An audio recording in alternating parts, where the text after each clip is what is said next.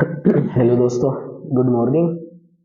एक बार सभी लोगों का स्वागत है हमारे YouTube channel Israel sir GS में। और मैं इजराइल आप सबका स्वागत करता हूं और उम्मीद करते हैं सब अच्छे से पढ़ाई कर रहे होंगे और सब अच्छे से समझ रहे होंगे चीज़ों को। कृपया सभी लोगों से पर डे रिक्वेस्ट रहती है कि जिन भी तथ्यों और जिन भी कारकों पर हम लोग पढ़ाई से रिलेटेड बात कर रहे हैं उन्हें आप जरूर फॉलो करते रहें और कोशिश करें कि जिन भी मुद्दों पर हम लोग पर डे मेमोराइज करने की कोशिश करें कि जिस प्रकार न्यूज में चर्चा में आपकी जीएस आती है उससे रिलेटेड आप जनरल अवेयरनेस से जीएस बनाएं। और आप फील भी करेंगे कि जो भी आपके प्रीवियस एग्जाम हुए हैं, जितने भी पिछले आपके एग्जाम हुए हैं, उन सब एग्जामों में सबसे ज्यादा आपकी इसी मेथड से रिलेटेड तथ्य आपके उठाए जाते हैं। तो कृपया करके उन्हें आप जरूर फॉलो करें। एक नए दिन नए टॉपिक के साथ हम सभी लोग आज फिर साथ हैं और एक नए टॉपिक पर हम लोग आज फिर चर्चा करेंगे और उम्मीद करेंगे कि आप लोग बहुत अच्छे से इस चैनल के बारे में लोगों को बता रहे होंगे। देखिए, हम लोग आज जिस मुद्दे पर जिस तथ्य पर हम बात करने वाले हैं वो बड़ा महत्वपूर्ण और बहुत ज्यादा महत्वपूर्ण आपकी तथ्य है। और वो है कि आपने आज ही सुना होगा कि हमारे भारत की जो केंद्रीय बैंक है, केंद्रीय बैंक जो हमारे भारत की है, केंद्रीय बैंक को मैं कई बार बता चुका हूँ आपको। केंद्रीय बैंक का मतलब होता है इंग्लिश में सेंट्रल बैंक। ठीक है, आपने सुना होगा कि केंद्रीय बैंक या सेंट्रल बैंक के द्वारा हमारे भारत में अभी अभी आपकी 8 दिसंबर 2022 ईस्वी को केंद्रीय बैंक, आपने नाम सुना होगा, हमारे भारत की आरबीआई है, reserve bank of India. Bharat की केंद्रीय bank RBI reserve bank of India के द्वारा 8 दिसंबर 2022 ईस्वी को मौद्रिक नीतियों की घोषणा कर दी गई है। मौद्रिक नीति है ना, मौद्रिक नीतियों की घोषणा कर दी गई है। ये आपने नाम सुना होगा जरूर, है ना। ये घोषणा की गई है, अभी अभी हाल फिलहाल में अनाउंसमेंट किया गया है। देखो, लोगों की समझ में भी नहीं आता, इकोनॉमिक्स का टॉपिक है। हम कोशिश करेंगे सब मिलकर कि मैं आपको पूरी तरीके से सेटिस्फाई करूं कि मौद्रिक नीति, जिनको इंग्लिश में हम लोग मॉनेटरी पॉलिसी कहते हैं, मॉनेटरी पॉलिसी आपकी जिनको इंग्लिश में बोल दिया जाता है, तो मॉनेटरी पॉलिसी या मौद्रिक नीति आपकी होती क्या है और इनकी घोषणा आपकी कैसे की जाती है। आप लोग कृपया करके बड़े ध्यान से, मुझे आप सब लोग आपकी ध्यान से समझें और कोशिश करें कि आप लोग जो भी इससे रिलेटेड तथ्य एग्जाम में आपकी मालूम किए जाए वो आपको पूरा क्लैरिफाई हो और कोई भी आपको डाउट ना रहे। तो आइए, आज मैं आप सब लोगों को कोशिश करता हूं कि मॉनेटरी पॉलिसी या मौद्रिक नीति आपकी क्या होती है और इनकी घोषणा जो भारत की केंद्रीय बैंक आरबीआई करती है वो किस प्रकार इनकी घोषणा या अनाउंसमेंट किया जाता है। देखो, पहली बात तो यह है कि आज के टॉपिक के बहाने आप समझ ही गए होंगे देखकर आपका स्क्रीन पर कि हम लोग आज मॉनेटरी पॉलिसी या मौद्रिक नीति पर बात करने वाले और उनके जो वर्तमान रेट है, उनकी जो वर्तमान दर है वो कितने प्रतिशत है, उन पर हम टोटल डिटेल में बात करने वाले हैं, ठीक है ना। तो देखो, मेन चीज है कि अनाउंसमेंट केंद्रीय बैंक ने करा। रिजर्व बैंक को सभी जानते हैं, भारतीय रिजर्व बैंक, तो रिजर्व बैंक के बारे में भी हम समझेंगे थोड़ा बहुत। और मौद्रिक नीति पूरी डिटेल में हम लोग कोशिश करेंगे कि आपकी समझ में आए। तो आप सब लोग मिलकर आपकी हेडिंग डालें और लिखने की कोशिश करें मौद्रिक नीति, है ना। मैं आप लोगों को पूरी डिटेल में समझाऊंगा। मौद्रिक नीति को इंग्लिश में बोला जाता है आपकी मॉनेटरी पॉलिसी। मॉनेटरी पॉलिसी या मौद्रिक नीति है क्या? देखो, पहले मैं आप लोगों को बता दूं, फिर उसके बाद वर्तमान रेट में आपको बता दूंगा जो अभी अभी कल या परसों निर्धारित किए गए हैं 8 दिसंबर 2022 ईस्वी को, और फिर उसके बाद हम लोग आगे चल पाएंगे। देखो, कुछ आपने नाम सुना होगा कि हमारे भारत में अगर हम बात करें तो एक नाम सुना होगा आपने मुद्रास्फीति का, है ना। मुद्रास्फीति इंग्लिश में बोल दिया जाता है इनफ्लेशन। इनफ्लेशन इंग्लिश में बोल दिया जाता है, हिंदी में कह देते हैं मुद्रास्फीति।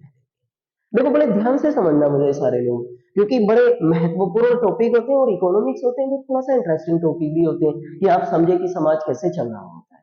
देखो, होता क्या है, मुद्रास्फीति का मतलब ये होता है कि जब किसी भी देश में, हमारे देश में भी और किसी भी अन्य विश्व के किसी भी देश में, जब किसी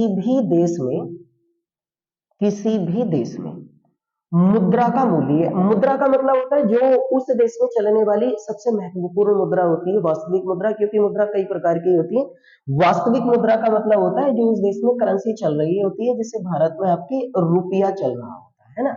जैसे भारत में अगर हम देखें तो भारत में जो चल रहा है आपके वो रुपया चल रहा है, ये बात।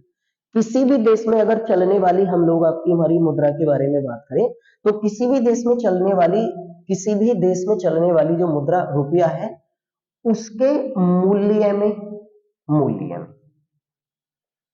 कमी हो जाए, कमी, है ना। और इसके मूल्य में कमी होने से तथा उस देश में उस देश में वस्तुओं की कीमतें बढ़ जाए, वस्तुओं की कीमतें जो होती हैं वो बढ़ जाए, कीमतें बढ़ जाए, तब इस स्थिति को ना, ये जो आपकी सिचुएशन होती है, ये जो स्थिति होती है, तब इस स्थिति को मुद्रास्फीति कहा जाता है ना, इन्फ्लेशन कह देते हैं। देखो मैं आपको अभी समझा देता हूँ, आपकी बड़ी आसान टॉपिक है, ये आता भी है बहुत ज्यादा एग्जामों में कि व्हाट इज इन्फ्लेशन, मुद्रास्फीति किसे कहते हैं। तो किसी भी देश के अंदर जो करेंसी चलती है, जो मुद्रा चलती है, उसमें जब मूल्य में भारी गिरावट हो जाती है और उसके गिरावट हो जाने से वस्तुओं की कीमतें जो हो जाती है वो बढ़ जाती है, तो उस स्थिति को क्या बोल दिया जाता है, आपकी इन्फ्लेशन या मुद्रास्फीति कह दिया जाता है। इससे रिलेटेड क्वेश्चन आपको आते भी हैं। बहुत बड़ा टॉपिक है, किसी दिन हम स्पेशल मुद्रास्फीति को समझ लेंगे, अभी फिलहाल इसकी डेफिनेशन हम कर लेते हैं। जैसे करके देखो, मुद्रा के मूल्य गिरने का मतलब होता है, क्योंकि अंतरराष्ट्रीय स्तर पर ध्यान रखना, किसी भी देश की करेंसी की जो तुलना होती है वो अमेरिकन डॉलर से की जाती है, जो अमेरिका में चलने वाली करेंसी या मुद्रा होती है डॉलर, उससे की जाती है। तो अब जैसे करके देखो, गिरने का मतलब ये था कि अभी तक अगर हम भारतीय रुपए की बात करें तो $1 60 में चल रहा था, मान लो, ठीक है। लेकिन अब क्या हो, यदि $1 के मुकाबले भारत का रुपया जो है वो $70 में चले जाएंगे, यानी कि पहले $1 में हमें $1 की वैल्यू ₹60 के बराबर थी, अब $1 की वैल्यू ₹70 के बराबर हो जाए। देखो इसको समझना, वरना ये ऐसे लगता है जैसे रिवर्स वैल्यू हम बता रहे हैं, जैसे उल्टा सा आपकी स्थिति हो जाती है। जब कभी भी, जैसे हमारे देश में $1 पहले ₹60 में चल रहा था, अब $1 ₹70 में चलने लगे। तो देखो अंतरराष्ट्रीय स्तर पर जो व्यापार होता है वो आप सभी लोग जानते हैं, जिससे करके हम मान लेते हैं ऑयल ही लेकर आ रहे हैं, जो तेल होता है ना, जो कच्चा तेल होता है, क्रूड ऑयल जिसको कहते हैं। अब तेल लेकर आ रहे हैं तो पहले हमें डॉलर में आपकी हमारी तेल मिल रहा था, और हमें तो डॉलर किससे कन्वर्ट कराना है, रुपए से कन्वर्ट कराना है। तो जैसे हम आपके अमेरिका से, ओपेक से, इराक से, ईरान से, सऊदी अरब से, किसी से भी तेल लेने जाते हैं, तो वहां हमें आपके पहले ₹60 के बराबर $1 पर रहा था, और मान लेते हैं कि 1 लीटर जो हमें तेल है, क्रूड ऑयल कच्चा तेल, वो मिल जाता है। लेकिन अब क्या होगा, अब हमें आपकी वही $1 ₹70 में खरीदना पड़ेगा हमारे देश में। तो अब एक ही लीटर तेल हमें आपके कितने रुपए में मिला, ₹70 में मिला। तो देखो गिरा नहीं गिरा, तो इसका मतलब आपके रुपए के दाम कितने रुपए गिर गए, ₹10 गिर गए, और वस्तु की कीमत कितने रुपए बढ़ गई, ₹10 बढ़ गई। इसी स्थिति को क्या बोल दिया जाता है, मुद्रास्फीति है। या फिर ऐसे समझ लो कि जैसे पहले 1 किलो अगर हम कोई भी वस्तु खरीदते हैं, सेब खरीदते हैं, तो वो ₹60 में मिल रहे हैं। जब नीचे की तरफ करेंसी की वैल्यू जाएगी तो वही 1 किलो सेब हमें कितने रुपए में मिलेंगे, ₹70 में मिलेंगे। तो देखो यहाँ महंगाई बढ़ गई कि पहले ₹60 किलो थे, अब आपके ₹70 किलो हो गए, और 1 किलो पर कितने दाम बढ़े वस्तु के, ₹10 आपके दाम बढ़ गए, और कितने रुपए दाम गिरे आपकी करेंसी के, ₹10 आपकी दाम गिरे। तो इसी स्थिति को क्या बोल दिया जाता है, मुद्रास्फीति कह देते हैं। तो इसका मतलब देखो आप, सीधा सीधा है कि मुद्रास्फीति में कीमतें जो होती है ना, जो आपकी कीमतें होती हैं वस्तुओं की, जिनको हम कह सकते हैं कि कीमतें, यानी कि वस्तुओं की जो महंगाई होती है, महंगाई होती है वो आपकी कैसी हो जाती है, बढ़ जाती है। तो अब ये जो महंगाई आपकी हमारी बढ़ रही है ना, ये जो वस्तुओं की कीमतें बढ़ रही है, महंगाई बढ़ रही है, इसी वाली महंगाई को, इसी वाली वस्तुओं की कीमतों को नियंत्रित करने के लिए, इसी वाली वस्तुओं की आपकी हमारी महंगाई को या कीमतों को नियंत्रित करना है, कैसे कंट्रोल में लाना है। ना तो वस्तुओं की कीमतें बहुत ज्यादा नीचे जाए और ना वस्तुओं की कीमतें बहुत ज्यादा ऊपर जाए।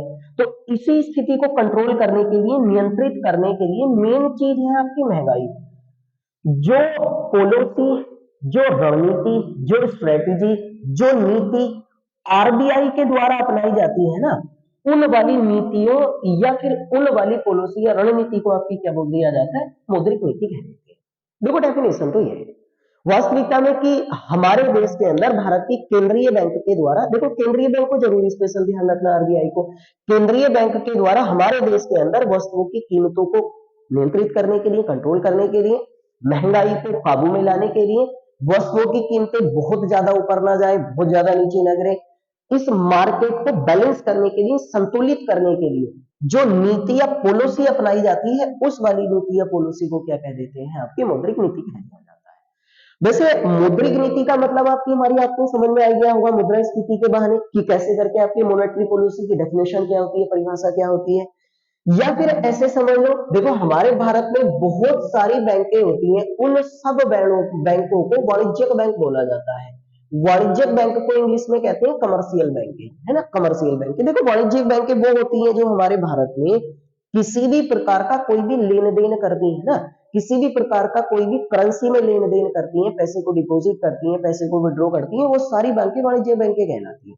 वैसे बैंकें बहुत प्रकार की होती हैं, ग्रामीण बैंकें अलग हैं, शहरी बैंकें अलग हैं, रूरल एरियाज की बैंक बोल दिया जाता है, अर्बन एरियाज की बैंक बोल दिया जाता है, अनुसूचित बैंकें अलग हैं, गैर अनुसूचित बैंकें अलग हैं, शेड्यूल बैंकें और नॉन शेड्यूल बैंकें बोल दिया जाता है, राष्ट्रीयकृत बैंकें अलग हैं, गैर राष्ट्रीयकृत बैंकें अलग है, नेशनलाइजेशन आपकी बोल दिया जाता है, नॉन नेशनलाइजेशन बोल दिया जाता है। तो कई तरीके की है, लेकिन सभी बैंकों को क्या बोला जाता है, वाणिज्यिक बैंक या कमर्शियल बैंक कह दिया जाता है। तो अब जितनी भी वाणिज्यिक बैंकें होती है ना, तो इनकी अपनी एक शाख होती है। शाख का मतलब होता है आपकी गुडविल, आपने नाम सुना होगा, है ना, गुडविल आपकी हमारी बोल दिया जाता है, शाख होता है। तो किसी भी वाणिज्यिक बैंकों की शाख गिरे ना, उनकी स्थिति डाउन ना हो, वो दिवालिया ना हो, वो खत्म ना हो जाए, वो बर्बाद ना हो जाए, वो रूल्ड ना हो जाए, तो उन वाणिज्यिक बैंकों को भी आपकी एक तरीके से नियंत्रित करने के लिए, उनकी साख को कंट्रोल करने के लिए जो नीतियां हमारी भारतीय रिजर्व बैंक के द्वारा अपनाई जाती है ना, देखो ये जरूर याद रखना, भारतीय रिजर्व बैंक के द्वारा अपनाई जाती है, उन वाली नीतियों को क्या बोल दिया जाता है, मुद्रास्फीति, सॉरी मौद्रिक नीति या मॉनेटरी पॉलिसी कह दिया जाता है। तो मेन चीज तो कंट्रोल करना है महंगाई को। अब ये जो मौद्रिक नीति होती है ना, ये कई प्रकार की होती है। अब आप उनके बारे में लिखिए, डेफिनेशन आपकी समझ में आ गई होगी कि किसी भी हमारे देश के अंदर भारत की केंद्रीय बैंक के द्वारा जो महंगाई को या बैंकों की साख को कंट्रोल करने के लिए जो नीतियां अपनाई जाती हैं, उन वाली नीतियों को आपकी क्या बोल दिया जाता है, मौद्रिक नीति या मॉनेटरी पॉलिसी कह दिया जाता है। अब ये जो आपकी मौद्रिक नीति होती है ना, ये कई प्रकार की होती है आपकी, है ना, कई प्रकार की। अब ना इनके बारे में आप लोग सारा समझ लें कि मौद्रिक नीति जो कई प्रकार की होती है वो आपकी कैसे होती है और उनके नाम क्या होते हैं, है ना। अब आप लिखना स्टार्ट करें मौद्रिक नीति। देखो पहली वाली एक मौद्रिक नीति होती है आर, इसका इंग्लिश में फुल फॉर्म होता है आपकी रेपो रेट, हिंदी में कह देते हैं इसे रेपो दर। और आप लिख ले आपकी हमारी इनके, मैं आप लोगों को बता देता हूँ इनकी वर्तमान दर बता देता हूँ मैं आपकी क्या है, जो निर्धारित की गई है आपकी 8 दिसंबर 2022 स्थिति को इनकी वर्तमान जो दर है वो आप जरूर लिखें, है ना। रेपो रेट एक मौद्रिक नीति आपकी, है ना, रेपो दर होती है, डबल आर होती है, इसकी वर्तमान में आपकी दर जो है वो निर्धारित की गई है, उसे आप लिख ले आपकी, है ना। और वर्तमान में इसकी दर निर्धारित की गई है 6.25, पहले इसकी दर थी 5.90, तो पहले 5.90 थी, अब 6.25, 6.25 हो गई है, पहले 5.90 हुआ करती थी। तो इसका मतलब यह है कि इसमें 35 अंकों की बढ़ोतरी की गई है, 35 अंकों की वृद्धि की गई है आपकी हमारी इसमें पिछले वर्ष, आपकी पिछले टाइम की अपेक्षा। अभी मैं समझाऊंगा, सारी समझ में आ जाएगी। उसके बाद एक आपकी हमारी अगली मौद्रिक नीति होती है ट्रिपल आर। ट्रिपल आर को हम लोग कह देते हैं रिवर्स, पूरा नाम जरूर याद हो आपकी, रिवर्स रेपो रेट, है ना। हिंदी में बोल दिया जाएगा आपकी हमारी रिवर्स रेपो दर, रिवर्स रेपो दर, है ना। रिवर्स का मतलब विपरीत होता है, सभी लोग जानते हैं। और वर्तमान में इसकी दर जो है आपकी हमारी वो लिखी 3.35%, ये पहले भी इतनी ही थी, ये आपकी अपरिवर्तित रही है, इसमें कोई भी चेंज नहीं किया गया है आपकी, है ना, ये अपरिवर्तित आपकी रही। अब अगली वाली आपकी हमारी दर लिखनी, अगली आपकी मौद्रिक नीति होती है जिसको कहते हैं CRR, इसका फुल फॉर्म होता है आपकी कैश रिजर्व, रिजर्व और रेशियो, है ना। कैश रिजर्व रेशियो RATIO है आपकी, हिंदी में कहते हैं इसको नगद आरक्षित अनुपात। नगद आरक्षित अनुपात आपकी हिंदी में बोल दिया जाता है। और इसकी वर्तमान दर जो है ना वो आप लिखे, वर्तमान दर इसकी जो है वो है आपकी 4.50%। ये भी अपरिवर्तित रही है, यानी जितनी पहले थी उतनी ही आपकी ये रही है, इसमें भी कोई भी चेंज नहीं किया गया है। उसके बाद आप चौथी लिख लें, आपकी हमारी चौथी कौन सी मौद्रिक नीति होती है, देखो एक होती है आपकी SLR, इसको कहते हैं आपकी हमारी स्टैच्यूरी लिक्विडिटी, लिक्विडिटी, और आर का मतलब होता है रेशियो, है ना। मैं सबको अलग अलग समझाऊंगा आपकी। इसको हिंदी में कहते हैं वैधानिक तरलता अनुपात, वैधानिक तरलता अनुपात, तरलता अनुपात, है ना। अनुपात है रेशियो का मतलब। और इसके वर्तमान रेट आप लिखें, इसके वर्तमान रेट है आपकी 18% है, और ये भी अपरिवर्तित रही है, ये भी चेंज नहीं हुई। उसके बाद अगली मौद्रिक नीति आप सब लोग आपकी हमारी लिखें, और इसका नाम है आपकी BR। BR को इंग्लिश में फुल फॉर्म होता है बैंक रेट, है ना, और हिंदी में इसे कहते हैं आपकी बैंक दर, बैंक दर। और इसके वर्तमान में आप रेट लिखें, इसके वर्तमान में रेट रहे हैं वर्तमान में 6.50% है। ये चेंज हो गई है, ये पहले हुआ करती थी आपकी, अगर इसके वर्तमान में बात करें तो पहले हुआ करती थी 6.15% थी अभी तक पहले, और ये परिवर्तित हुई है, इसमें आपकी हमारी 35 अंकों की इसमें भी वृद्धि की गई। 35 अंक कह लो या 0.345% कह लो, एक ही बात होती है, ठीक है। तो एक तो इसमें वृद्धि हुई है, एक इसमें वृद्धि हुई है, अभी तक केवल दोनों है ना। उसके बाद अगली मौद्रिक नीति होती है आपकी, इसको आप लिखें, और इसको कहते हैं MSF, इसको इंग्लिश में कहते हैं marginal, marginal standing facilities, standing facilities इसको इंग्लिश में बोल दिया जाता है। हिंदी में कहते हैं आपकी सीमांत स्थायी सुविधा, सीमांत स्थायी सुविधा। देखो आप समझना इन्हें आपकी, है ना, क्योंकि ये समझने वाली चीजें ज्यादा है, याद आपकी हो जाएंगी। इसके वर्तमान में दर जो है ना वो आपकी है 6.50% है, पहले ये भी 6.15% हुआ करती थी, तो ये भी परिवर्तित हुई है आपकी, है ना।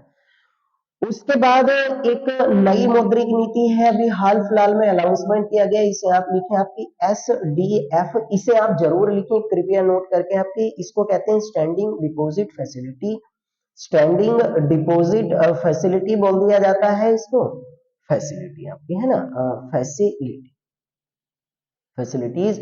हिंदी में आपकी हमारी इसको कह सकते हैं आपकी हमारी स्टैंडिंग डिपॉजिट का मतलब होता है जमा, स्टैंडिंग यानी कि जमा, स्टैंडिंग जमा सुविधा, स्टैंडिंग जमा सुविधा। स्टैंडिंग का मतलब होता है स्थायी, स्टैंडिंग जमा सुविधा स्थायी होता है। वैसे स्टैंडिंग का मतलब कभी खड़ा समझ लो भैया आप, स्टैंडिंग का मतलब खड़े होना नहीं होता, यहाँ स्टैंडिंग का मतलब स्थायी होता है। और इसके वर्तमान में रेट है आपकी, इसको आप लिख लें, और वर्तमान में इसके रेट है भैया 6%। पहले इसके रेट हुआ करते थे 5.65%, ये वाले, है ना। तो इसमें भी आपकी हमारी 35 अंकों की वृद्धि की गई है। ये कुछ मौद्रिक नीतियां होती हैं, आप इन्हें पहले उतार लें। सब रेपो रेट होती है, रिवर्स रेपो रेट होती है, कैश रिजर्व रेशियो होती है, स्टैच्यूरी लिक्विडिटी रेशियो होती है, बैंक रेशियो होती है, मार्जिनल स्टैंडिंग फैसिलिटीज होती है, स्टैंडिंग डिपॉजिट फैसिलिटीज होती है। ये नई है, अभी हाल फिलहाल में शुरू की गई है, पहले केवल ये हुआ करती थी, ये नहीं हुआ करता था, है ना। एक और मौद्रिक नीति लिख लें आपकी, एक होती है पी, पहले आप इतना समझा देता हूं मैं आप लोगों को, पहले तो कुछ मौद्रिक नीतियां और रह जाएंगी ना, तो उनके बारे में मैं अलग बता दूंगा। मेन चीज तो आपको ये याद रखना है, RRR, RRR, CRR, SLR, BR, MSF और SDF। ये मौद्रिक नीतियां जो वर्तमान में होती है ना, इनके फुल फॉर्म आपको जरूर याद रहे। और देखो वर्तमान में दर इसकी ये है, पहले इतनी थी, वर्तमान में दर ये है, पहले भी इतनी थी, वर्तमान में 4.5 है, ये भी नो चेंज रहा है, वर्तमान में 18% है, ये भी नो चेंज रहा है, वर्तमान में 6.50 है, पहले आपकी 6.15% हुआ करती थी, ये चेंज हुआ है, ये भी चेंज हुआ है, और ये भी चेंज हुआ है, ये अभी नई शुरुआत की गई है, ये पहले हुआ करती थी। मौद्रिक नीति आपकी समझ में आई होंगी, है ना, परिभाषा। अब मैं सबको एक एक करके आपको बताता हूँ कि ये मौद्रिक नीतियां होती क्या है ना। निर्धारित, अब देखो सुनना ध्यान से मुझे, इन्हें आपकी सबको, है ना, उतार लेना भाई सबको, ये तो आपको याद रहे हमेशा कि इनके वर्तमान में दर क्या है, क्योंकि लास्ट आपके हमारी जो पेपर हुए थे ना SSC GD के, और जितने भी आपके एग्जाम से पहले हुए, सब में आपकी हमारी एक दो क्वेश्चन जो होता है ना वो मॉनेटरी पॉलिसी से कंपलसरी आपकी मालूम किया जाता है, इसलिए समझना। देखो सबसे पहले आपकी हमारी ये वाला रेपो रेट है, जिसके बारे में हम बात कर रहे थे, रेपो दर। ये वाला है ना रेपो रेट, इसको समझ लो थोड़ा सा, हिंदी में कहते हैं आपकी हमारी रेपो दर बोल दिया जाता है। अभी अभी आपकी 8 दिसंबर 2022 ईस्वी को इसमें वृद्धि की गई है 35 अंकों की, 35 अंकों की वृद्धि की गई है, या आपकी हमारी कह लो 0.35% की आपकी वृद्धि की गई है। तो इसका मतलब ये हुआ कि अभी तक आपकी रेपो रेट जो थी वो 5.9% थी, अब इसको बढ़ाकर 6.25% आपकी कर दिया गया है। ये वाला ये है ना, आप पहले समझे आपकी हमारी ये वाला, देखो मैं आप लोगों को बता देता हूँ, मई 2022 ईस्वी में रेपो रेट जो था, आपको इसको ध्यान से लिखना, वो आपकी 4% था। अब इसमें क्या हुआ, वृद्धि हो चुकी है। देखो इसके बाद आपकी मई में इसमें वृद्धि की गई थी, मई में वृद्धि हुई इसमें 40 अंकों की, और इसको बढ़ाकर कर दिया गया था 4.40%। उसके बाद जून में आपकी हमारी वृद्धि की गई अचानक इसमें 50 अंकों की, और इसे बढ़ाकर कर दिया गया था आपका 4.90%। उसके बाद आपकी हमारी इसमें वृद्धि की गई थी, सितंबर में वृद्धि की गई, और सितंबर में वृद्धि कर जाने के बाद इसमें आपकी 50 अंकों की वृद्धि हुई, और इसे बढ़ाकर कर दिया गया था आपकी 5.40%। फिर उसके बाद इसमें अक्टूबर में वृद्धि की गई, और अक्टूबर में वृद्धि की गई 50 अंकों की, और फिर इसे बढ़ाकर कर दिया गया था 5.90%। अब इसमें दिसंबर में फिर वृद्धि हुई है आपकी कितनी, 35 अंकों की, और इसे बढ़ाकर 6.25% कर दिया गया है। तो प्लीज सारी चीजें नोट करें जो मैं बता रहा हूं इसमें। इसका मतलब ये हुआ कि रेपो रेट में 1 2 3 4 5, ये पांचवी बार वृद्धि की गई है टोटल मिलाकर, अगर हम रेपो रेट में बात करें तो। और वर्तमान में रेट कितने होंगे, 6.25% है, 6.25% इसके रेट निर्धारित करेंगे। अब ना इसे समझना ये सबसे ज्यादा महत्वपूर्ण होती है, और इसमें वृद्धि आपकी क्यों की जाती है, पहले इसे ध्यान से आप समझो। पहले ये वाली चारों चीजें आप पैड डाउन कर लेना, पांचवी बार वृद्धि की गई है आपकी हमारी। अब देखो होता क्या है, मैं बताऊंगा ये कौन निर्धारित करता है, आपको वैसे पता चल रहा होगा कि वर्तमान समय में हमारी भारत की जो केंद्रीय बैंक होती है ना, वो निर्धारित करती है। इसको निर्धारित करने के बाद इसके रेट आपके बढ़ा दिए गए, और अब 6.25%, 6.25% इसको एडजस्ट किया गया, निर्धारित किया गया है। देखो क्या होता है, ध्यान से समझना मुझे सारे लोग, मैं कई सारी चीजें यही बता दूंगा। देखो जब कोई भी वाणिज्यिक बैंक, मैं बताऊंगा इससे कैसे महंगाई कंट्रोल होती है। जब कोई भी वाणिज्यिक बैंक है ना, आरबीआई से आरबीआई से अल्प अवधि के लिए, अल्प अवधि, अल्प अवधि का मतलब होता है लगभग लगभग 15 माह तक का ऋण, 15 माह तक। देखो ये वाली बात भी जरूर याद रखना है ना, अल्प अवधि का मतलब होता है शॉर्ट टर्म, तो यानी कि 15 माह तक जब कोई भी वाणिज्यिक बैंक आरबीआई से अल्प अवधि के लिए ऋण उधार ले, ऋण उधार ले, ऋण का मतलब होता है लोन, पैसा, ऋण उधार ले, ऋण उधार ले, तब तब इसकी एवज में, इसकी एवज में यानी इसकी बदले, इसकी एवज में आरबीआई को जो ब्याज, ब्याज का मतलब होता है इंटरेस्ट, है ना, इंटरेस्ट, जो ब्याज यानी इंटरेस्ट दिया जाता है, दिया जाता है, उसे उसे रेपो रेट, या फिर आपकी हिंदी में क्या बोल दिया जाता है, आपकी रेपो दर कहा जाता है। देखो उम्मीद कर रहे हैं कि परिभाषा समझ में आई होगी। जैसे हम ही लोग आपकी बैंकों से ऋण उधार नहीं लेते, जैसे हम बैंकों से उधार लेते हैं, किसान क्रेडिट कार्ड बनवा लेते हैं, केसीसी बनवा लेते हैं, तो आपने सुना नहीं होगा कि जैसे हमने आपकी प्रथमा बैंक से केसीसी बनवा लेते हैं, या कोई भी अदर बैंक से केसीसी बनवा लेते हैं, तो हमने 1 लाख रुपए का ऋण मान लेते हैं बनवाया, 1 लाख रुपए का लोन लिया, और इस पर हम आपकी हमारी 7% अगर ब्याज दे रहे हैं बैंक को, तो ये वाला ब्याज जो ऐसे करके, जब कोई भी बैंक जो होती है ना, बैंक किससे उधार लेती है पैसा, आरबीआई से, जो भारत की केंद्रीय बैंक होती है, इससे पैसा वो उधार लेकर आती है। तो जब कोई भी आपकी वाणिज्यिक बैंक, भारत की जो केंद्रीय बैंक होती है ना आरबीआई, इससे पैसा उधार लेकर आती है, और उसके बदले में जो लोन के बदले में जो आपकी इंटरेस्ट पे किया जाता है आरबीआई को, उस वाले आपकी हमारी ब्याज को क्या बोल दिया जाता है, रेपो रेट कह देते हैं, रेपो दर। अब देखो परिभाषा तो ये होती है सीधा सीधा कि शॉर्ट टर्म के लिए उधार लेकर आती है, तो उसकी एवज में जो पैसा दिया जाता है, उसी वाले पैसे को क्या बोल दिया जाता है, रेपो रेट, या फिर आपकी रेपो दर कह दिया जाता है। अब इसमें महंगाई होती कैसे कंट्रोल में है, तो वर्तमान समय में आपकी परिभाषा आप लिखें पहले जल्दी, अब देखो रेपो रेट की अगर हम बात करें तो रेपो दर जो होती है वो काम कैसे करती है या उससे आपकी महंगाई कैसे कंट्रोल में आ जाती है, नियंत्रण में आ जाती है। एक बात बताओ आपकी, जैसे करके आरबीआई से कोई भी मान लेते हैं एसबीआई पैसा उधार लेकर आती है, जो भारत की आपकी सबसे बड़ी सार्वजनिक क्षेत्र की बैंक है, सबसे बड़ी पब्लिक सेक्टर की बैंक है, स्टेट बैंक ऑफ इंडिया, भारतीय रिजर्व बैंक ऑफ इंडिया से पैसे उधार लेकर आती है। अब देखो एक बात बताओ, अभी तक मान लेते हैं ये 1,000 करोड़ रुपए उधार लेने वाली थी और अभी तक आपकी हमारी रेपो रेट जो चल रहा था वो 5.90% चल रहा था अभी तक, है ना। अभी तक इतना था और ये 1,000 करोड़ रुपए आपकी एसबीआई जो होता है वो किससे आपकी बोरो करके आती, किससे उधार लेके आती, आरबीआई से। तो इन 1,000 करोड़ रुपए के बदले ये इंटरेस्ट रेट कितना प्रोवाइड करती, 5.90% आपकी इंटरेस्ट रेट आपकी प्रोवाइड करती। अब एक बात बताओ, ये 1,000 करोड़ रुपए जो आपकी एसबीआई उधार लेकर आ रही है आरबीआई से, तो ये भी कहां पर आपकी हमारी अपने कस्टमर्स के लिए तो पैसे ला रही है, यानी कि अपने पर्सनल खर्चे के लिए तो नहीं लाती है बैंक के पैसे, ये कस्टमर्स के लिए पैसे ला रही है जो इसके ग्राहक होते हैं। तो इसका मतलब ये 1,000 करोड़ रुपए जो है सीधे का सीधा कस्टमर्स के पास जाएगा और कस्टमर्स के पास जाने के बाद ये पैसा कहां पर आएगा, बाजार यानी कि मार्केट में आएगा।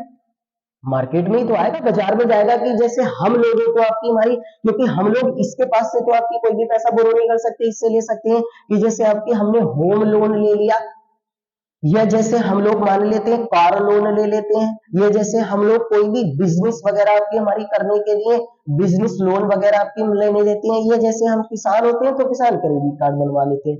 यही तो हम पैसा हम ही तो उधार लेकर आते हैं। तो ये एक के 1,000 करोड़ रुपए आपकी कहाँ बटना है, बाजार में जाएगा, मार्केट में बटना है और उस कस्टमर्स के पास यूरोप पे चला जाएगा।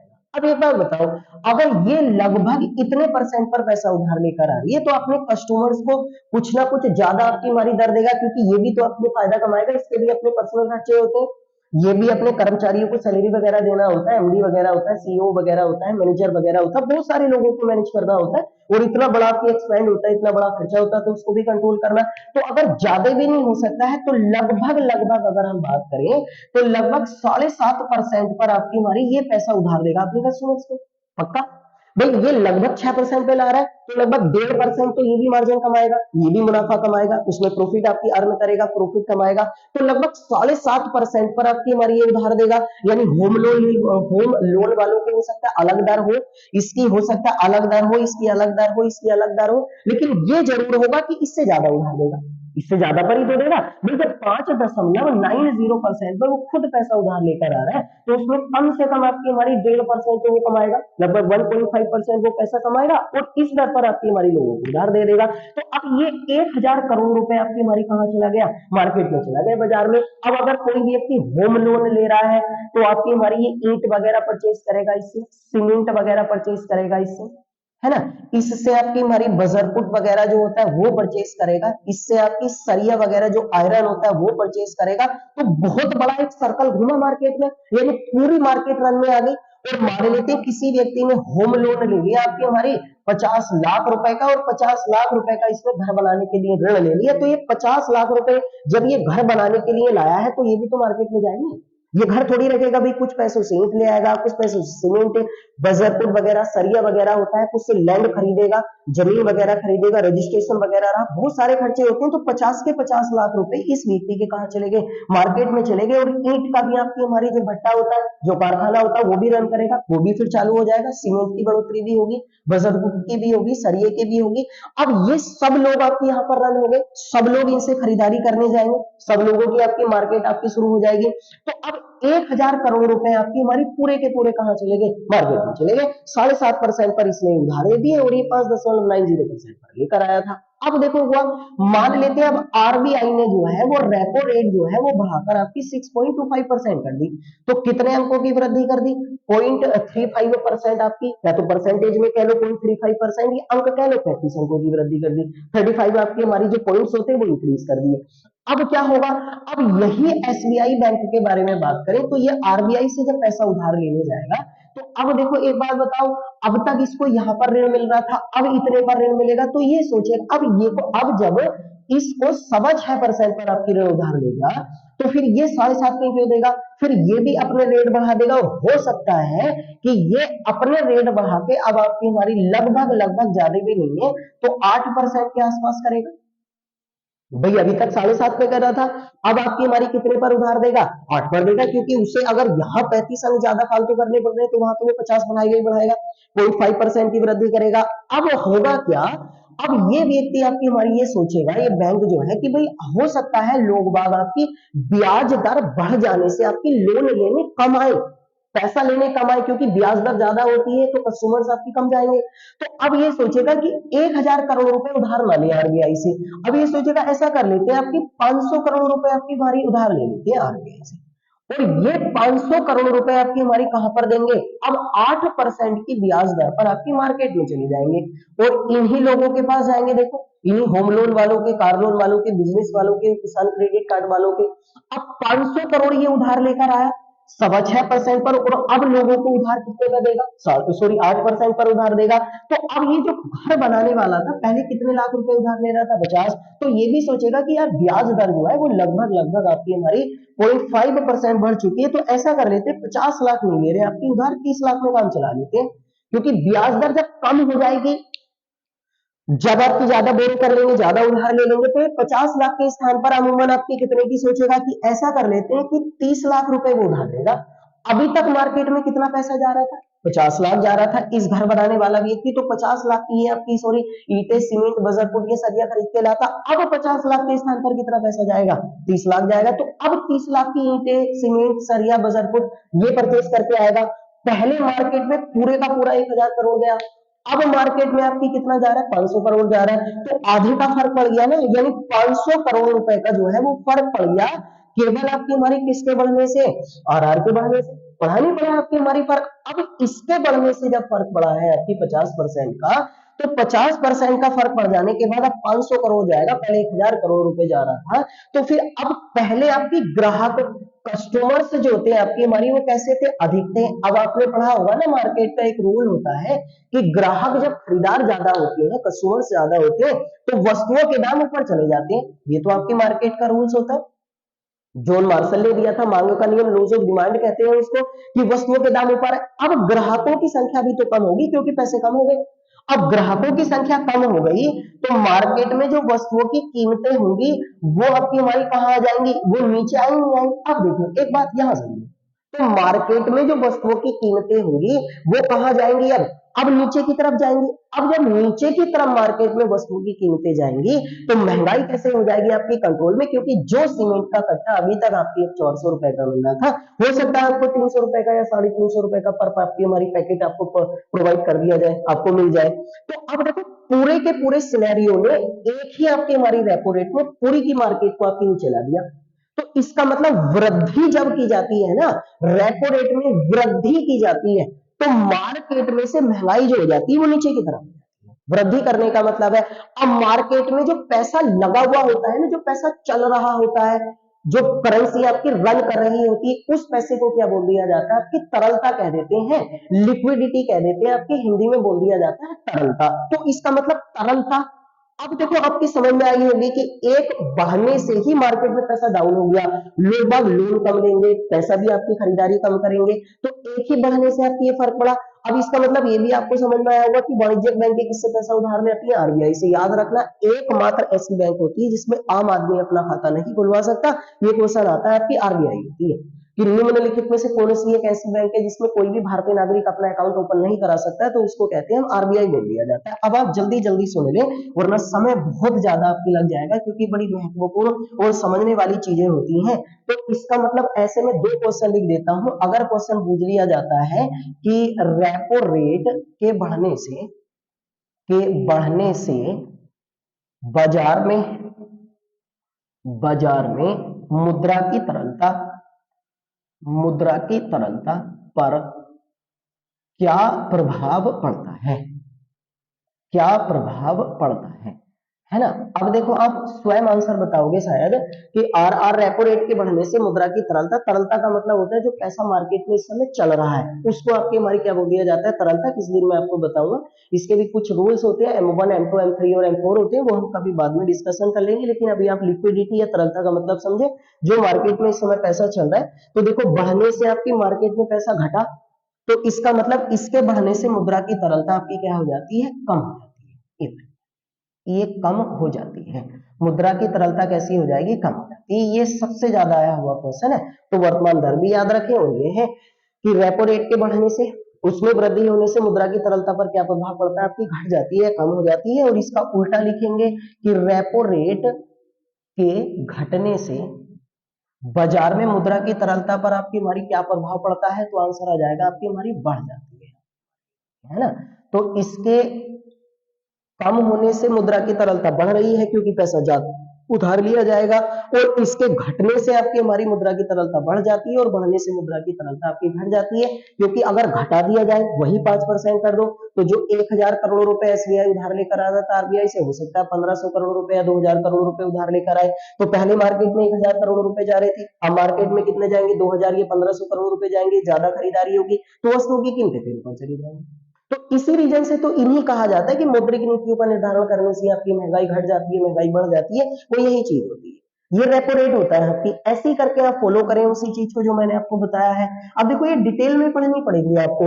अब जल्दी से मैं अगली मौद्रिक नीति बता देता हूँ। अगली मौद्रिक नीति होती है आपकी रिवर्स रेपो रेट। पहले इसकी आपकी 3.35% थी, अब भी इसकी दर आपकी 3.35% है। फुल फॉर्म मैंने आपको पहले बता दिया है। अब देखो जैसे नाम से आपको पता चल रहा होगा, रिवर्स रेपो रेट है। रिवर्स का मतलब उल्टा होता है। रिवर्स रेपो रेट का मतलब देखो आप लोग समझिए इसको। रिवर्स रेपो रेट का मतलब ये होता है कि जैसे हम लोगों के पास अगर पैसा ज्यादा हो जाए, तो हम अपना पैसा कहाँ डिपॉजिट करते हैं, बैंकों में। और बैंकें उस पैसे के बदले हमें आपकी क्या प्रोवाइड करती हैं भैया, इंटरेस्ट देती है, ब्याज देती है। कि जैसे हमने 1,00,000 रुपया अगर बैंक में आपकी जमा कर दिया, तो इस 1,00,000 पर ज्यादा भी नहीं है तो 3% के आसपास ब्याज देंगे, तो अगले साल आपकी 1,03,000 रुपए हम लोगों को आपकी हमारी प्रोवाइड करेंगे, है ना। ये वाली आपकी, तो 1,03,000 रुपए आप लोगों को वो प्रोवाइड किए जाएंगे। तो हमें भी तो बैंक पैसा देती है, हमारे ब्याज देती है हमारे पैसे पर। तो ऐसे करके जब बैंकों के पास पैसा ज्यादा हो जाता है ना, बैंकों के पास जब पैसा ज्यादा हो जाता है, जमा अधिक हो जाती है, जमा अधिक हो जाती है, क्योंकि हम लोग बैंकों में पैसा डिपॉजिट करते हैं। तो उस पैसे को जो होते हैं, वो आपकी बैंकें जो होती हैं, वाणिज्यिक बैंकें, मैं बार बार बोलूंगा, बैंकें RBI के पास जमा कर देती हैं, RBI के पास जमा कर देती हैं। अब इस जमा किए गए पैसे के बदले में RBI जो है संबंधित बैंक, RBI जो है वो संबंधित बैंक को जो ब्याज देती है ना, संबंधित बैंक को जो ब्याज देती है, उस वाले ब्याज को आपकी क्या बोला जाता है भैया, उस वाले ब्याज को रिवर्स रेपो रेट या आपकी रिवर्स रेपो दर बोल दिया जाता है। यानी कि कोई भी बैंक है जब RBI में अपना पैसा जमा करती है, तो RBI उस वाली बैंक को उस पैसे के बदले में जो ब्याज देती है उसको क्या कह देते हैं, रेपो रेट बोल दिया जाता है। अब देखो इसका भी यही चक्कर है। अभी तक ये 3.35% है, तो बैंकें सोचेंगी कि RBI के पास क्यों जमा करें, क्योंकि कम ब्याज दर चल रही है। तो पैसा आपकी मान लेते हैं, उसमें आपकी हो सकता है कि 1,500 करोड़ रुपए आपकी वो RBI के पास जमा करें।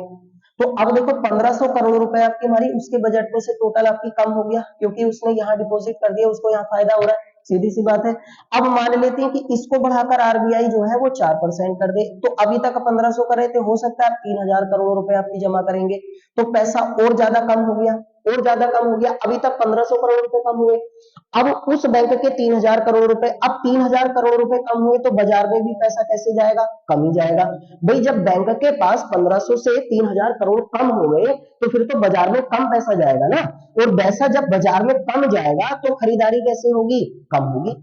तो खरीदारी भी आपकी हमारी कम होगी, और खरीदारी कम होगी तो वस्तुओं की कीमतें कहां चली जाएंगी, वस्तुओं की कीमतें भैया आपकी नीचे चली जाएंगी। और वस्तुओं की कीमतें जब नीचे चली जाएंगी, तो मुद्रा की तरलता कैसे हो जाएगी, आपकी घट जाएगी। तो इसका मतलब इसके बढ़ने से भी मुद्रा की तरलता घट रही है। और मान लेते हैं अगर रेपो रेट जो है वो घटाकर आपकी 3% कर दी जाए। अब देखो एक बात बताओ, जब घटाकर 3% होगा, तो व्यक्ति अभी तक जो बैंक के 1,500 करोड़ रुपए जमा करेंगे थी, अब तो केवल 500 ही करेंगी। अब 500 करोड़ रुपए करेंगी, तो यहां पर बैंकों के कितने बच गए, 1,000 करोड़ रुपए बच गए ना। अब 1,000 करोड़ रुपए मार्केट में आपकी अधिक जाएंगे। अब ये 1000 करोड़ रुपए जब मार्केट में अधिक जाएंगे तो सीधी सी बात है आपकी, जब मार्केट में 1000 करोड़ रुपए अधिक जाएंगे तो वस्तुओं की खरीदारी कैसे होगी, अधिक होगी। और वस्तुओं की खरीदारी जब अधिक होगी तो वस्तुओं की खरीदारी अधिक होने से महंगाई कैसे हो जाएगी आपकी, बढ़ जाएगी।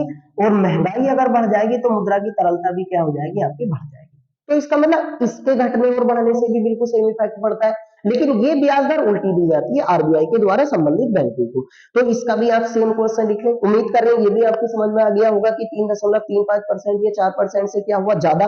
जब ज्यादा लालच दिया जाएगा तो बैंकें ज्यादा जमा करेंगी, कम लालच दिया जाएगा कम बैंकें जमा करेंगी। जब ज्यादा जमा करेंगी तो पैसा उनके पास कम होगा, जब उनके पास कम होगा तो ग्राहकों के पास भी कम जाएगा, जब ग्राहकों के पास कम जाएगा तो बाजार में भी कम जाएगा, सीधा, और खरीदारी कम होगी। जब ग्राहकों इनके पास पैसा ज्यादा होगा तो ग्राहकों के पास भी ज्यादा होगा, फिर मार्केट में भी पैसा ज्यादा आएगा, फिर मार्केट में वस्तुओं की कीमतें आपकी बढ़ जाएंगी। तो इस आपकी हमारी दर को क्या बोल दिया जाता है, आपकी रिवर्स रेपो रेट कह देते हैं। तो इसका मतलब ये भी आप लिख लो भैया सारे कि ट्रिपल आर के बढ़ने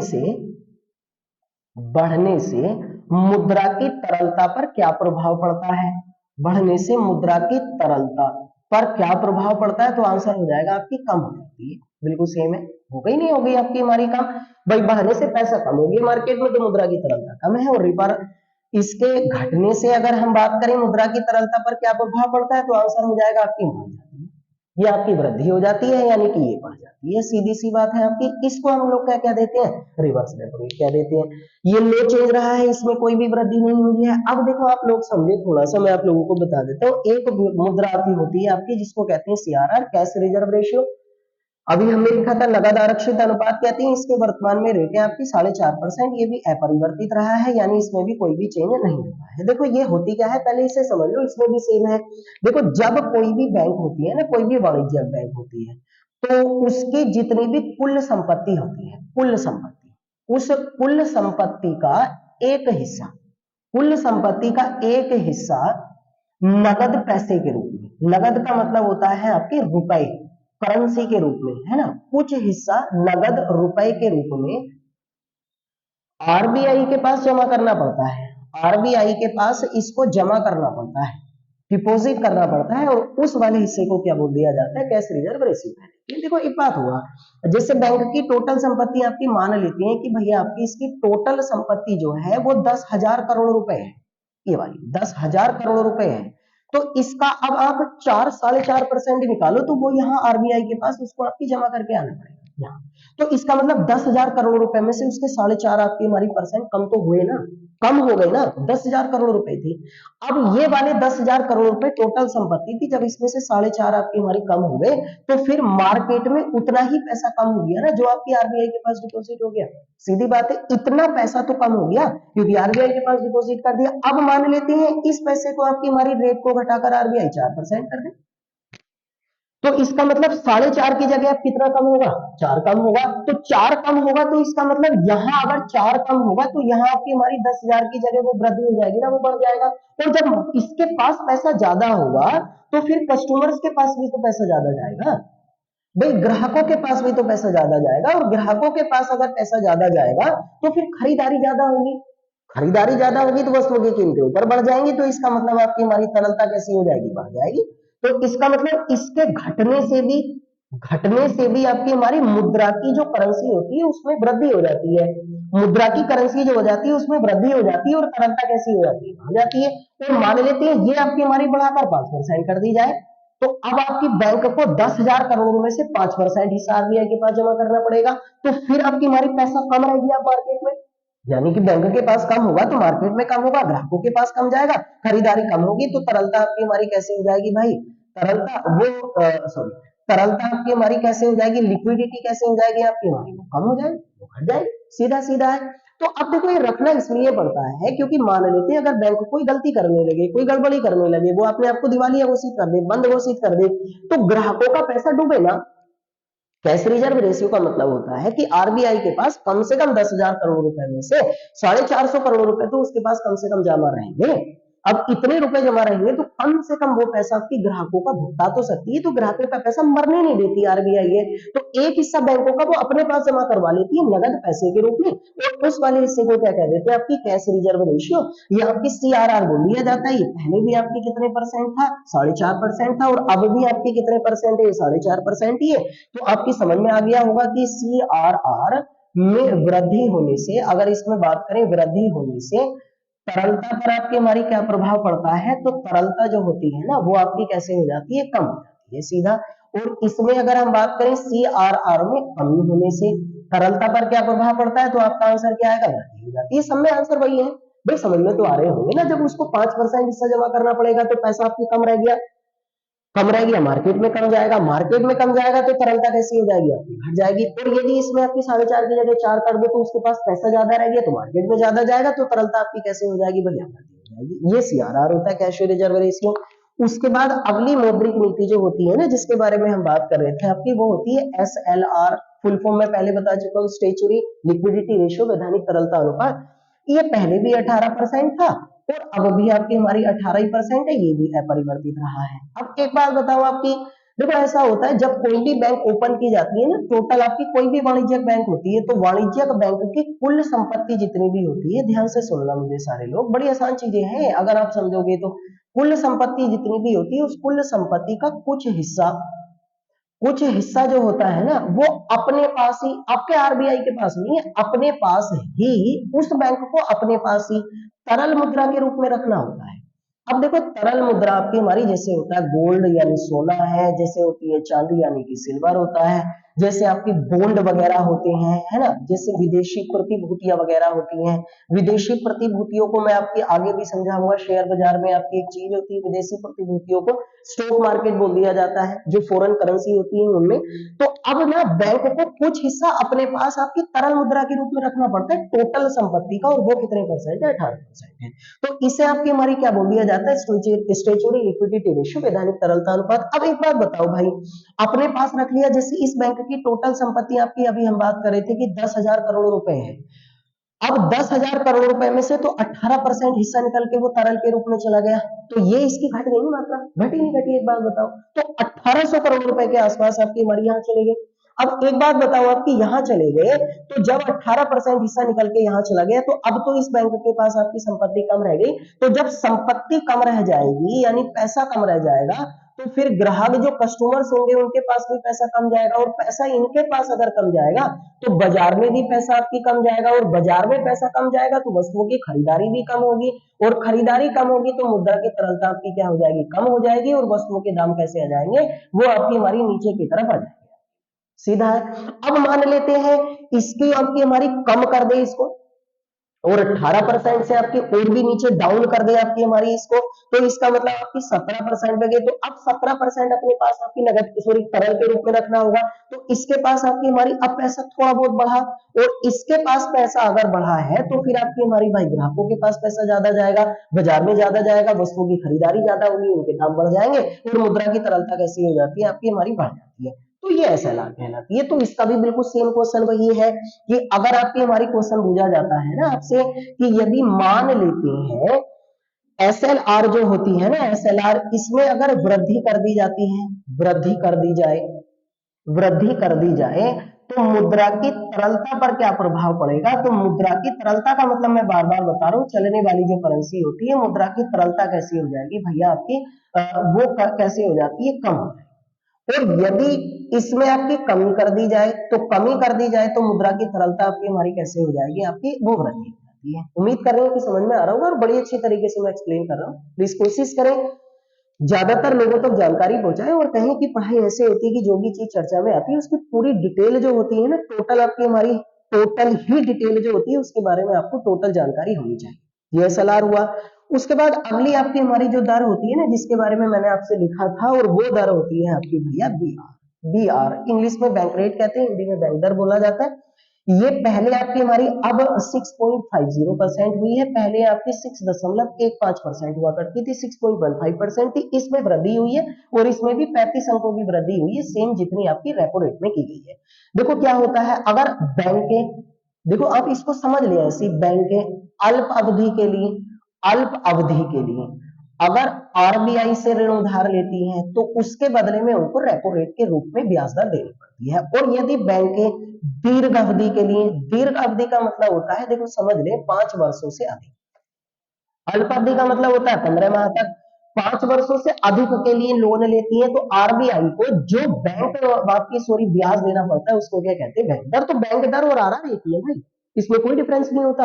अगर अल्प अवधि के लिए तो इसका मतलब आप रेपो रेट समझ गए तो बैंक दर समझ गए, बस फर्क ये है कि अल्प अवधि और दीर्घ अवधि है। तो इसका मतलब बैंक दर में अगर वृद्धि कर देते हैं तो मुद्रा की तरलता जो हो जाती है उस पर आपकी क्या प्रभाव पड़ेगा, वो कम हो जाएगी। और अगर इसमें आपकी कमी कर देते हैं तो मुद्रा की जो तरलता होती है वो क्या हो जाएगी, आपकी वो वृद्धि। एक ही चीज है आपकी हमारी बैंक दर और रेपो रेट, जो होता है वो दीर्घ अवधि में और वो आपकी हमारी इसमें भी वृद्धि की गई है। आप इनके वर्तमान दर जो होंगे वो जरूर आप एक बार जाकर ध्यान से याद कर लें। उसके बाद हमने लिखा होगा एमएसएफ, मार्जिनल स्टैंडिंग फैसिलिटी, सीमांत स्थायी सुविधा होती है। पहले तो आप इसे लिखें कि इसकी शुरुआत पहली बार हमारे भारत में 2011-12 ईस्वी में की गई थी आरबीआई के द्वारा। और बाकी जितनी भी मौद्रिक नीतियां बता रहा हूँ उनकी शुरुआत सबकी 1949 ईस्वी में हुई है। कभी आपके दिमाग में ये आए कि इसका नहीं बताया तो 1949 में बाकी जितनी भी मौद्रिक नीतियां मैं बता के आ रहा था उनकी 1949 में, और ये नई है, इसकी शुरुआत 2011-12 में आरबीआई ने की थी। देखो इसका मतलब क्या होता है, इस आपकी हमारी ब्याज दर पर ना कम से कम 1 करोड़ रुपए का आपकी हमारी लोन जो होता है ना, 1 करोड़ का, वो आपका ऋण जो होता है वो आपको लेना पड़ता है कम से कम। तो जब कोई भी वाणिज्य बैंक आरबीआई से कम 1 करोड़ रुपए का आपकी ऋण उधार ले, लोन उधार ले। लेकिन आपको ध्यान रखना पड़ता है जितनी भी बैंक की टोटल संपत्ति होती है ना, उस टोटल संपत्ति का जितनी भी लेनदारी होती है उसकी, और जितनी भी बैंक की आपकी देनदारी होती है, तो लेनदारी और देनदारी का आपकी 1% हिस्सा ही जिस ब्याज दर के रूप में आपकी संबंधित बैंक को आरबीआई के द्वारा दिया जाता है ना, तो उस वाली ब्याज दर पर क्या बोला जाता है, मार्जिनल स्टैंडिंग फैसिलिटीज कहते हैं। तो यानी जैसे बैंक की टोटल संपत्ति 1000 करोड़ रुपए, 1000 करोड़ रुपए का 1% निकाल लो, तो जितना भी 1% बैठेगा आपकी, वो लोन जो होगा वो आरबीआई से लेगा और इसको क्या बोला जाएगा, एमएसएफ बोला जाएगा। तो ये भी एक तरीके से उधार लेने की दर है। तो इसके भी बढ़ने से तरलता कम हो जाएगी और घटने से इसकी तरलता बढ़ जाएगी। ये एमएसएफ है, इसकी शुरुआत आपकी जरूर याद रखें। अब देखो एक और आपकी हमारी जो नई शुरुआत करी है ना, इसको लिख लो आप। आपकी हमारी एक हमने लिखा था आपकी स्टैंडिंग डिपॉजिट फैसिलिटीज, आपकी इसकी एक शर्त होती है आप, और इसको लिखे आपकी एसडीएफ जो होता है ना, रेपो रेट से इसको आप जरूर याद रखें। आपकी रेपो रेट से 25 अंक कम रहती है हमेशा, 25 अंक कम रहती है हमेशा, हमेशा 25 अंक कम रहेगी। रेपो रेट 6.25 है तो ये कितनी है आपकी हमारी, ये आपकी 6% है। पहले ये आपकी 5.65% हुआ करती थी, तो इसमें भी वृद्धि हुई है। इसकी शुरुआत अभी अभी 2022-23 का जो वित्तीय वर्ष है ना, और इसकी जो पहली आपकी हमारी तिमाही थी ना 2022-23 में आपकी, उसमें इसकी शुरुआत की गई है 2022-23 में। देखो इसमें मतलब ये होता है कि जब कोई भी बैंक बहुत कम अवधि के लिए, बहुत अल्प अवधि, बहुत कम अल्प अवधि का मतलब 15 माह नहीं है भैया, बहुत शॉर्ट टर्म के लिए, बहुत कम अवधि के लिए आरबीआई से आपकी हमारी पैसा उधार लेना, सॉरी आरबीआई के पास अल्प अवधि के लिए आरबीआई के पास पैसा जमा करे भाई, पैसा आपकी हमारी जो होता है वो जमा करे, तो उसके बदले में आपकी हमारी जो आरबीआई होती है वो बैंक को जो ब्याज देती है ना, उस वाले आपकी हमारी ब्याज को क्या बोला जाता है, उस वाले ब्याज को एसडीएम कहते हैं। और ये नई मौद्रिक नीति आपकी शुरू की गई, ये वाला ये हमारी है ना, बहुत कम अवधि के लिए बैंक ने पैसा आरबीआई के पास जमा करा। अब देखो वही बात है, तो इसका मतलब ये रिवर्स रेपो रेट का बिल्कुल आपकी हमारी सेम वर्जन है। वो आपकी बहुत समय अवधि के लिए होता है, अल्प अवधि के लिए होता है। तो यही शुरुआत की गई है 2022-23 के वित्तीय वर्ष में, है ना। अब देखो मौद्रिक नीतियों में कुछ ये वाली आपकी समझ में आ गई होंगी, है ना। अब आप ऐसा करिए, मैं कुछ चीजें और बता देता हूँ, समय तो हो ही रहा है लेकिन आप इसे जरूर समझे। एक मौद्रिक नीति होती है पीएलआर, पीएलआर का मतलब होता है prime landing rate, prime landing rate होता है। प्राइम लैंडिंग रेट का मतलब होता है मुख्य उधारी दर, हिंदी में, है ना, मुख्य उधारी दर। आप बस ऐसे लिख लें, इसका निर्धारण आरबीआई नहीं करता, इसका निर्धारण आपकी संबंधित बैंक करती है ना। इसका निर्धारण आरबीआई नहीं करेगी बल्कि कौन करेगी, संबंधित बैंक करेगी। यानी कि मतलब इससे होगा, जो भी बैंक आपके पास होती है ना, जैसे आप जिस भी बैंक से पैसा उधार लेने जाते हैं, ऐसे करके मान लो आपकी वो संबंधित बैंक जो होती है वो इसका निर्धारण करेगी, आरबीआई। एक होती है इंटरेस्ट रेट, होता है इसका फुल फॉर्म आपकी इंटरेस्ट रेट। ये वाला है ना। इंटरेस्ट रेट का मतलब होता है ब्याज दर, यानी हमारा जो पैसा हमारा जो होता है वो बैंक के पास जमा रहता है, तो वो उस बैंक के द्वारा हमें जो होता है ब्याज जो दिया जाता है ना, उस वाले ब्याज को क्या बोला जाता है, इंटरेस्ट रेट। तो इसका मतलब इसका निर्धारण भी जो होता है वो आरबीआई आपकी नहीं करती, बल्कि कौन करती है, संबंधित बैंक ही आपकी इसका निर्धारण करेगी। आपकी हमारी ये क्या होता है, इंटरेस्ट रेट। तो ये भी आपकी हमारी दर होती है। अब आपको मैं बता देता हूँ थोड़ा सा, देखो ये पूरी मौद्रिक नीति आपकी क्लैरिफाई हो गई होंगी। अब देखो आप ऐसा करना, हमारे भारत में ना 2016 ईस्वी तक, जल्दी से आप लिखें, 2016 ईस्वी तक मॉनेटरी पॉलिसी जो होती है ना, एमपी, इनका निर्धारण आपकी आरबीआई ही करती थी, आरबीआई करती थी, है ना। और आरबीआई में सीधा, आपको सबको पता होगा कि आरबीआई का जो प्रमुख होता है उसको अध्यक्ष ना बोल के गवर्नर, तो सीधा गवर्नर करता था। लेकिन 2016 ईस्वी में, याद रखना, आपकी जल्दी जल्दी लिख लेना और 5 मिनट लग जाएंगे, मौद्रिक नीतियों का निर्धारण करने के लिए एक समिति बनाई गई थी जिसका नाम रखा गया था एमपीसी। तो मौद्रिक नीतियों का आपकी निर्धारण करने के लिए एक समिति बनाई गई थी, निर्धारण करने के लिए एक समिति बनी, और इस वाली समिति का नाम क्या रखा गया था भैया, आपकी एमपीसी। एमपीसी का मतलब होता है monetary monetary policy committee, policy committee, है ना। ये कमेटी ऐसे लिखा जाएगा भैया आपकी, है ना, कमेटी, ये। तो इसको हिंदी में कहेंगे आपकी हमारी मौद्रिक नीति समिति। अब देखो आप जल्दी लिख लें भाई, समय बहुत ज्यादा ही हो जाता है, लेकिन क्या करें, समझनी भी होती है चीजें। तो मौद्रिक नीतियों का निर्धारण करने के लिए 2016 ईस्वी में पहली बार आरबीआई के द्वारा किस समिति का गठन किया गया, एमपीसी, मॉनेटरी पॉलिसी काउंसिल, मौद्रिक नीति समिति का गठन किया गया। 2016 में मौद्रिक नीति समिति में 6 सदस्य होते हैं, जल्दी लिखें। और इन 6 सदस्यों में से आपके 3 सदस्य लिए जाते हैं आरबीआई से, 3 सदस्य आरबीआई से लिए जाते हैं। और बाकी के अगर हम सदस्यों के बारे में बात करेंगे ना, तो 3 सदस्य जो होते हैं वो केंद्र सरकार के द्वारा नामित किए जाते हैं, केंद्र सरकार के द्वारा इसमें नामित किए जाते हैं। और जल्दी लिखिए, जो 3 सदस्य केंद्र सरकार के द्वारा नामित किए जाते हैं, इनका कार्यकाल जो होता है वो 4 वर्ष का होता है ना, 4 वर्ष बाद ये चेंज हो जाते हैं। 3 सदस्य आरबीआई से लिए जाते हैं, ये आपकी चेंज, आपकी इनका कोई कार्यकाल फिक्स आपकी नहीं होता, टोटल 6 सदस्य होते हैं। और इस मौद्रिक नीति समिति का जो अध्यक्ष होता है ना, जो अध्यक्ष होता है वो आरबीआई का गवर्नर होता है, ये आप जरूर याद रखें। आरबीआई का गवर्नर जो होता है वो इस मौद्रिक नीति समिति का अध्यक्ष होता है, यानी कि टोटल 6 सदस्यों में से एक आरबीआई का गवर्नर हो गया। अब आप लिख लें, आपकी 2016 में पहली बार गठित हुई है। तो 2016 में हमारे भारत के जो वित्त मंत्री हुआ करते थे ना, वो अरुण जेटली थे। तो इसका मतलब अरुण जेटली के शासनकाल में प्रधानमंत्री नरेंद्र मोदी थे। पहली बार आपकी मौद्रिक नीति समिति का गठन हुआ, 6 सदस्य होते हैं, 3 सदस्य केंद्र सरकार, 3 सदस्य अध्यक्ष आरबीआई का गवर्नर होता है। आप जल्दी लिख लें, आपकी हमारी वर्तमान समय में एमपीसी के सदस्य आप लोग जल्दी लिख लें, आपकी हमारी एक है, इसमें है आरबीआई का गवर्नर है। और आप सब लोगों को याद ही होगा, आरबीआई के गवर्नर है भैया शक्तिकांत दास जी। शक्तिकांत दास, आपको याद ही होगा, ये आरबीआई के 25वें नंबर के गवर्नर है।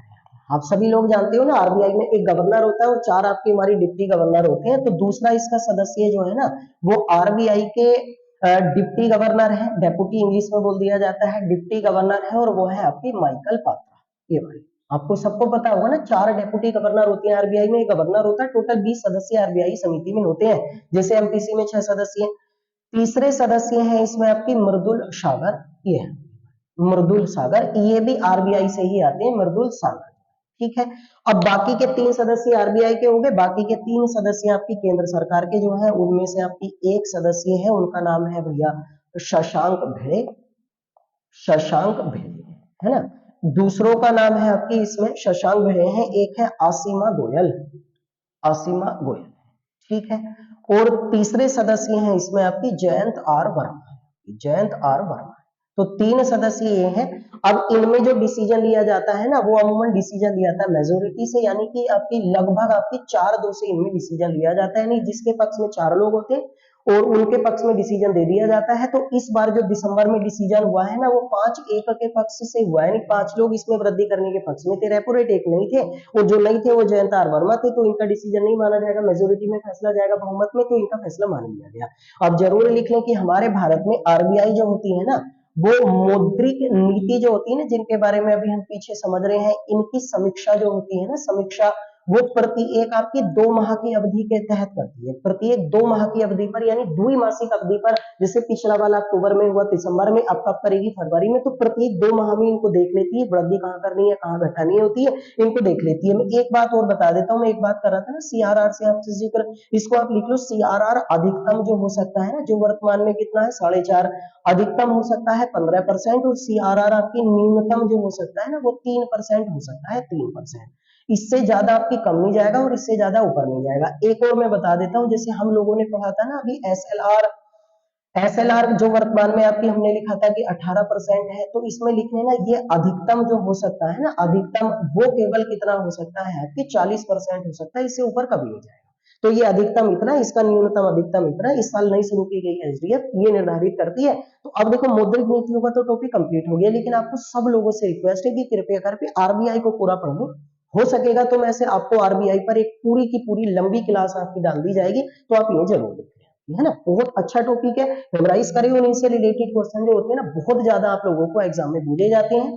तो भैया एक बार कोशिश करें और ज्यादा से ज्यादा लोगों तक जानकारी पहुंचाएं कि पढ़ाई इस तरीके से की जाती है, जो भी टॉपिक जनरल अवेयरनेस में चर्चा में होता है उसको आप पढ़ें, और इन्हीं उम्मीदों आशाओं के साथ कोशिश करें हमारा चैनल को ज्यादा से ज्यादा लोगों तक पहुंचाएं और शेयर करें। इन्हीं उम्मीद या आशाओं के साथ हम आपसे एक बार फिर कल मुलाकात होगी, हो सकता है अगले एक अच्छे टॉपिक पर जो भी आपके लिए फायदेमंद होगा उस पर हम बात करेंगे। तब तक के लिए आप अच्छे से बने रहिए और कोशिश करिए पढ़ाई करने की।